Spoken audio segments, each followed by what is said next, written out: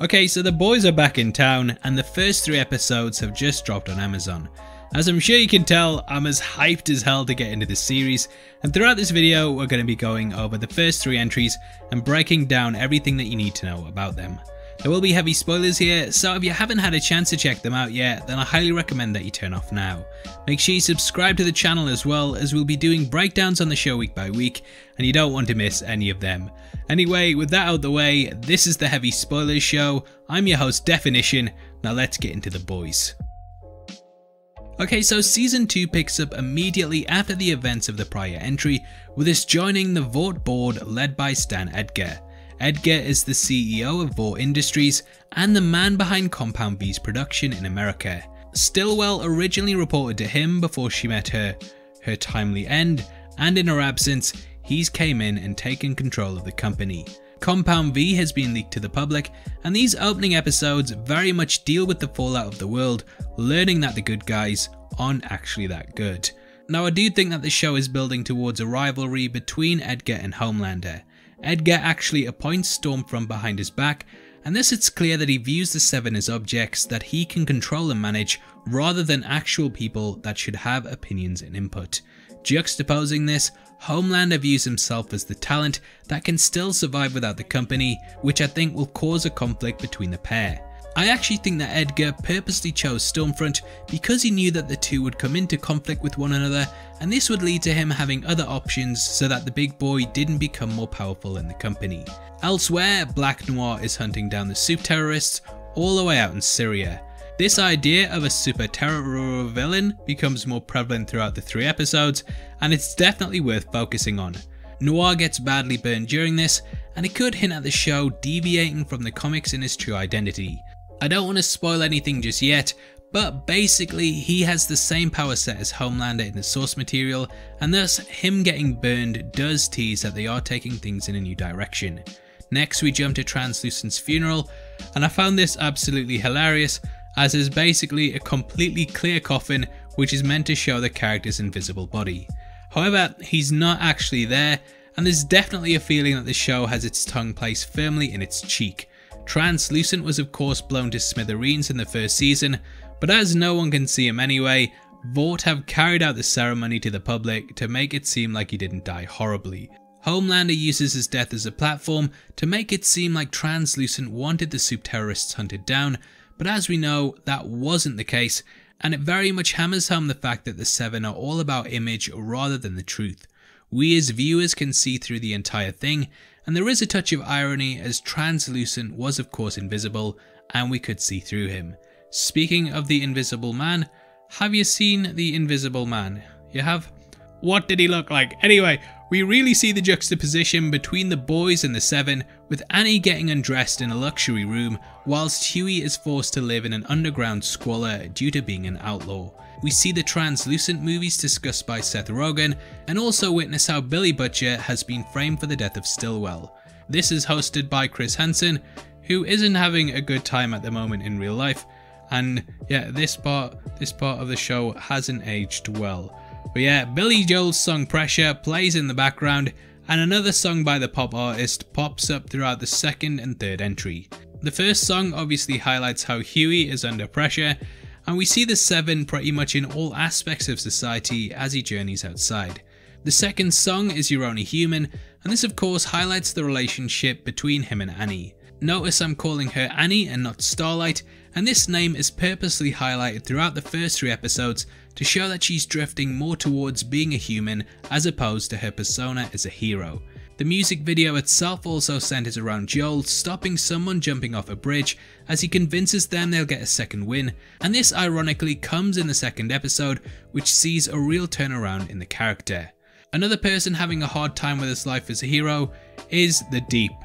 After being ostracized from the group last season, he goes on one of the strangest arcs in the show. There's also mention of the Mariana Trench, and I think that this might be a callback to Aquaman, as he mentions that it's not that fun swimming in it. In the movie, the trench was the point in which one of the movie's most famous scenes happened, and it could be a nod to that, as the Deep is of course a parody of the character. Through this, he's reintroduced to Eagle the Archer, and we also watch as Homelander meets Blindspot. Now these are of course both plays on popular heroes. Eagle the Archer, though similar to Green Arrow, is definitely spoofing Hawkeye because of his name. Captain Obvious here. Blind Spot on the other hand is clearly Daredevil, and we learn that the character was chosen because Vought are trying to seem inclusive. A lot of corporations at the moment are being criticised for just appearing to be inclusive in order to make money. One of the most notable examples of this, which is often brought up, is Disney, who had an entire South Park episode dedicated to their actions. Disney are openly saying how much they're pushing for acceptance of their characters, and yet when they marketed The Force Awakens and Avengers Endgame to China, the promotional material played down the black characters, even reducing the size of John Boyega on the poster. It's quite smart commentary, and it doesn't beat you over the head with it either, which makes me think that they're aware of how things are and just want to say this is pretty much how our world is, without offering up too much of an opinion on it. Homelander basically bursts Blind Spot's eardrums completely and refuses to allow anyone to enter the Seven without his permission. As mentioned, Stormfront is hired to fill the void, and this of course will cause a lot of issues going ahead. Stormfront of course ticks the boxes of being female, and this is actually a meta joke as in the comics the character was a man. Gender swapping is also something that's criticised when companies seem to want to appeal to females, and I think that it's quite a smart trick to carry this out all whilst playing out the trope. They pretty much hammer home the notion that she's a woman, belabouring the point that women are strong, which does hint that the creative team view this tactic as something devised purely for PR rather than being a sincere choice. Aya Cash, who plays the character, is also Jewish, and this casting has clearly been done because the original Stormfront was actually a bad guy from World War II. Sorry, I can't say what the word really is because of monetization on YouTube. Anyway, in the source material, Stormfront was actually created by the Germans during the war and became drafted into their youth program. Now these ties to the Second World War are reworked with Frederick Vought, who we learn was a German scientist that discovered Compound V due to Hitler supplying him with subjects. Hitler was of course obsessed with creating a master race of Aryan supermen, and Vought was at the forefront of this. In the original work, Hitler ordered the extermination of Stormfront when he was very young, but he was helped by the Allies, as was likely Vought, who of course created the character. Stormfront was brought into the group, but because of his upbringing, he hated other ethnicities and saw himself as superior to all. His origin story was reworked by Vought, who promoted him as a Viking because of his powers. These powers have carried across to Stormfront's TV adaptation, and she has the ability of flight and electrokinesis, which means she can control electricity. I also kinda get the feeling that she's a play on Storm from the X-Men, but at least she's not doing terrible Toad jokes, so I guess she's not all that bad. I'm just kidding, she's terrible. At the end of the third episode, she destroys an apartment complex just to get someone, and you very much get the feeling that she symbolises that both sides of the political spectrum have their extremists that will do whatever they can just to get a win. There's also a mention of Soldier Boy in one of the episodes, and as we know, he's been confirmed for the third season and will be played by Jensen Ackles. Soldier Boy is basically a homicidal Captain America, and due to him being around in the war, it could be possible that he's been frozen, similar to Steve Rogers, and this will explain how he arrives in the present at the same age. That's just a theory though. Anyway, all this hiring angers Homelander, and slowly things start to collapse around him, but you know what? Deep down, I'm not even sure that he minds the chaos that much. Now Billy's work with the CIA gets him out of the hotspot that he was left in last season, but I did feel like what happened was slightly brushed over, and was expecting a bit more in terms of the rivalry between himself, Homelander, and of course his wife, who he believed was dead. Now his wife Becca is clearly being held captive by Homelander, so all of the theories about her being a willing participant do fall apart when we see that she's pretty much held hostage by the antagonist. To me, this is basically a comment on how powerful men often bring women into their lives through the promise of wealth and power, but they then hold them prisoner. A lot of Epstein's victims said that he was almost impossible to escape because of his resources, and I think this is really well mirrored in Homelander's actions. The pair of course have a child together, so not only is there trappings due to his power, but also because of their offspring. It becomes clear that he's only keeping her around to act as a mother for when he's not there, and yeah, their relationship becomes very frayed. Now we all know who their son Ryan sides with, but Homelander realizes that he can get a reaction out of him by abusing Becca. Another big returning character in the series is A-Train, and you might remember at the end of the last season, it did seem like he was at death's door. However, here we learn that the character survived his heart attack, but he's still not up to speed. Pun intended. He of course knows about Annie and worries that she will make the money dry up, which he fears due to coming from poverty. A-Train has basically been running away from his past, and he'll do whatever he can to not go back there. In the first season, A-Train was a bit of a jerk, but here we do see another side to him. This is mirrored in The Deep, who gets far more character development and even seems remorseful at points over his actions. I still think he's a douche, but his fall from grace is fascinating to watch. Billy's CIA contact is taken out by Vought in a super shocking moment, and I do think that this will set up the agency taking down the corporation at some point. The Seven will then be free agents, and if you thought that they were bad before, imagine when they're off the leash. Now the second episode predominantly centers around the boys capturing a supervillain. He just so happens to be Kimiko's brother, and this sets up a revenge plot when Stormfront kills him. As you can guess, their location is discovered, and the Deep, trying to get back in the good books, swarms them, but this ends pretty badly with his spearheaded campaign getting spearheaded itself by a speedboat. Huey even ends up in the whale's stomach, and this is of course a play on Pinocchio. In that, the titular character famously ended up in a whale's stomach as he tried to become a real boy. This is probably a reach, but Huey very much feels like he's in unreal circumstances and he's trying to obtain a position of normality amongst the chaos that he's found himself in. Huey is a civilian, and throughout there is this motif that he's just in over his head. He even almost sacrifices himself in order to allow Annie to stay undercover, and yet the guy's got a lot going on. On top of this, The Deep very much represents someone who is cancelled for absolutely heinous things that's trying to claw their way back. Kevin Spacey was probably the first major incident of a high-profile celebrity being completely shut down, and since then he's tried to pop up time and time again in order to win people back round. Like Spacey, when The Deep does it, it just doesn't work, and he becomes more and more desperate to get back into the public eye.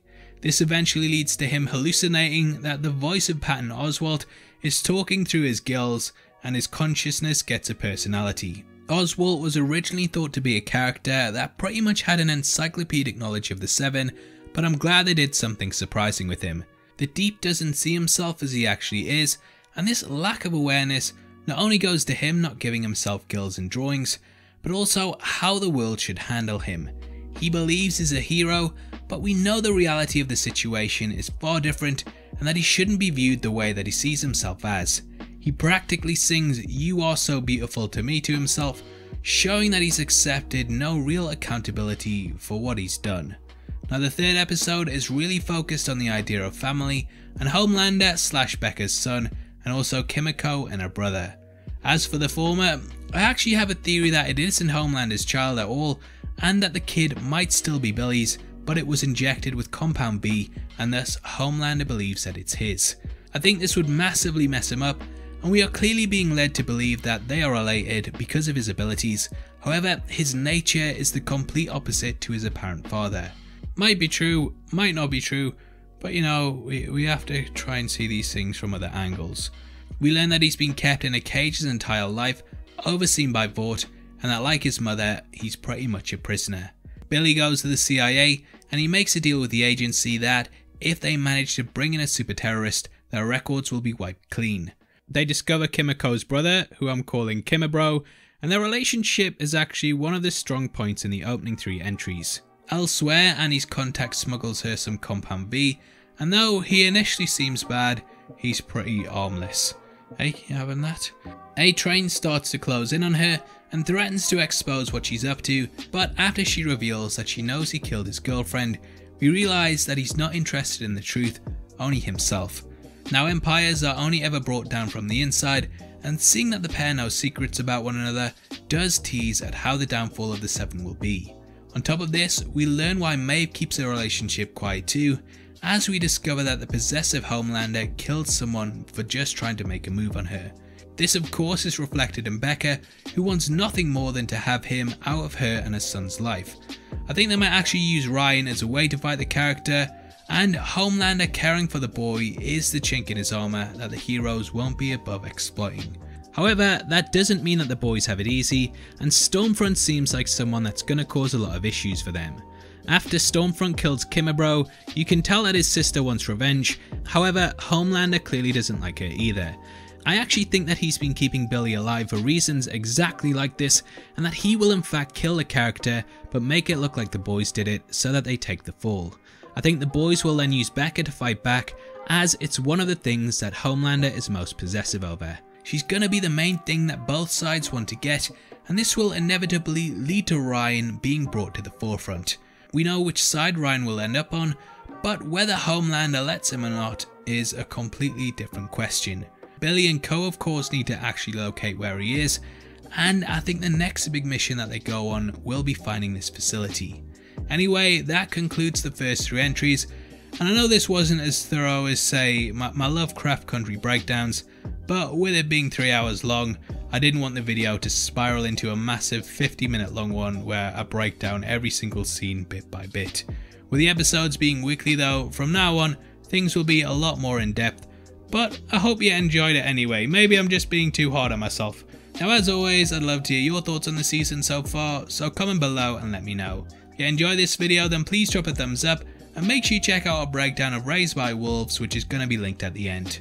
We're also giving away a free copy of the Christopher Nolan collection, and all you have to do to be in with a chance of winning is like the video, subscribe to the channel and drop a comment below. The winner is going to be chosen at random on the 30th of September, so make sure you get involved. If you want to support the channel and get to see content early, then please consider clicking the join button below. You can also come chat to us on the Discord server linked in the description, or Heavy Spoilers on Twitter. Thanks for making it until the end of the video. You've been the best, I've been Definition, and I'll see you next time. Take care, peace.